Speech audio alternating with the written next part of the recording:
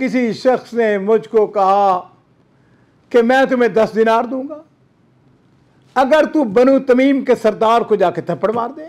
उसने कहा कि बनु तमीम का जो सरदार है वो तो हारिसा बिन कुदामा है, उसने जिस हाथ से उसको थप्पड़ मारा था उस हाथ को उसे कटवा दिया। इनको हज़रत आयशा रज़ी अल्लाह ताला अन्हा उनके ऊपर इल्ज़ाम लगाने की सज़ा के तौर पर 80 कोड़े मारे जाते हैं। अस्सलामु अलैकुम वरहमतुल्लाहि वबरकातुहू। बिस्मिल्लाह वस्सलातु वस्सलामु अला रसूलिल्लाह।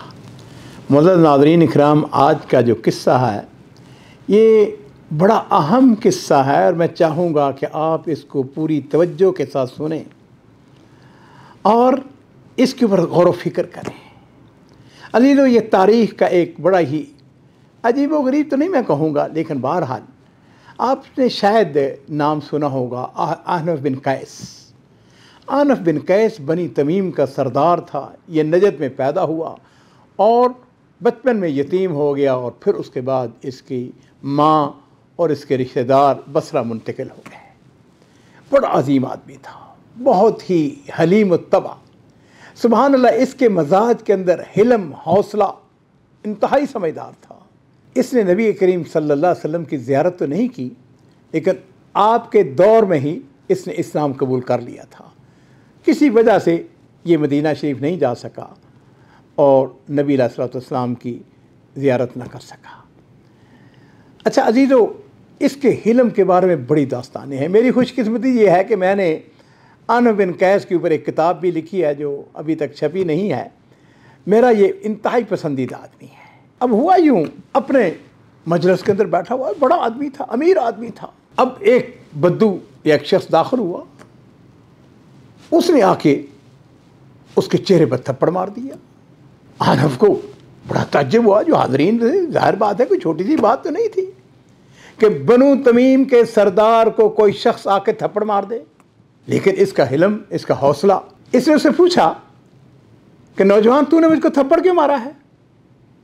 उसने बगैर किसी लाग लिपटी के कहने लगा कि किसी शख्स ने मुझको कहा कि मैं तुम्हें 10 दिनार दूंगा अगर तू बनु तमीम के सरदार को जाके थप्पड़ मार दे। तो मैं लालच में आ गया, मैंने 10 दिनार के लालच में तुम्हें थप्पड़ मार दिया है। अब आहनफ बिन कैस उससे कहने लगा, तुम्हें किसने कहा है कि मैं बनु तमीम का सरदार हूं? उसने कहा कि बनु तमीम का जो सरदार है वो तो हारिसा बिन कुदामा है। उसने कहा अच्छा तो ठीक है। अब वो बेवकूफ़ वो हारिसा बिन कुदामा के पास चला गया, वो भी बनु तमीम का बड़ा सरदार था। उसने जाके उसको थप्पड़ मार दिया। और अजीज़ों, हारिसा बिन कुदामा ने पता क्या किया? उसने जिस हाथ से उसको थप्पड़ मारा था उस हाथ को उसे कटवा दिया। अब यही बात जो थे वो आहनफ बिन कैस चाहते थे, लेकिन वो खुद ज़ाहिर बात है उसके ऊपर अमल नहीं कर चाहते थे। उनका हिलम, उनका हौसला, उनकी जो शोहरत थी उसके तकाज़े और थे। लेकिन हारिसा बिन कुदामा के बारे में आता है कि ये इंतहाई गज़बनाक आदमी था। हाँ जी, जो अगर उसके साथ कोई ज़्यादती करता उसको माफ़ करने वाला नहीं था। बारकात हम ये बात कहते हैं जी, और ये छोटी बात है जी, मट्टी पाओ जी, माफ़ कर दें जी, ये कर दें वो करते हैं, ये ठीक है, इसमें कोई शुबा नहीं है, इस्लाम के अंदर माफ़ी। लेकिन बाज़ात इस्लाह के लिए थोड़ा सा इंजेक्शन लगाना भी ज़रूरी है। चलिए मैं आपको थोड़ा सा एक और मिसाल देना चाहूँगा, मेरा ख्याल है कि आप बात को समझ जाएंगे। मेरी खुशकिस्मती ये है कि मैं आजकल उम्मुल मोमिनीन सैयदा आयशा सिद्दीक़ा रज़ियल्लाहु ताला अन्हा उनके ऊपर किताब लिख रहा हूँ। अल्लाह करे वो मुकम्मल हो जाए।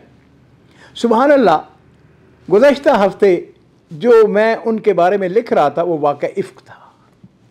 अब वाक़या इफ़्क लिखते हुए इंसान की वो उसी पहुँच जाता है, उस माहौल में पहुँच जाता है। इतनी बड़ी अजीम हस्ती, लेकिन जो मुनाफिकीन हैं, जो मुजरम हैं, उन्होंने इल्ज़ाम तराशी की है या नहीं? और फिर उस तरह इल्ज़ाम तराशी करने वालों में 3 मोतबर शख्सियत, हसन बिन साबित रज़ियल्लाहु ताला अन्हु, शारे इस्लाम, को आम आदमी नहीं थे, वो भी उनके साथ शामिल हो गए। हमना बिन्त जहश, नबी करीम सल्लल्लाहु अलैहि वसल्लम की साली, आपके ज़ौजा मोहतरमा, उनकी सगी बहन थी हमना बिन्त जहश। और तीसरे मिस्ता, हज़रत अबू बकर सिद्दीक़ के करीबी रिश्तेदार, लेकिन अजीज़ों एक बात ज़हन में रख लें, नबी अलैहिस्सलाम जितना बड़ा मेहरबान तो कोई नहीं ना, वमा अरसलनाका इल्ला रहमतल लिल आलमीन। अब रहमतुल लिल आलमीन होने के बावजूद ये तीनों जो हैं, इनको हज़रत आयशा रज़ियल्लाहु ताला अन्हा उनके ऊपर इल्ज़ाम लगाने की सज़ा के तौर पर 80-80 कोड़े मारे जाते हैं। मेरा ख़्याल है कि जो मैं मैसेज आपको देना चाह रहा था वो मैंने मैसेज दे दिया है।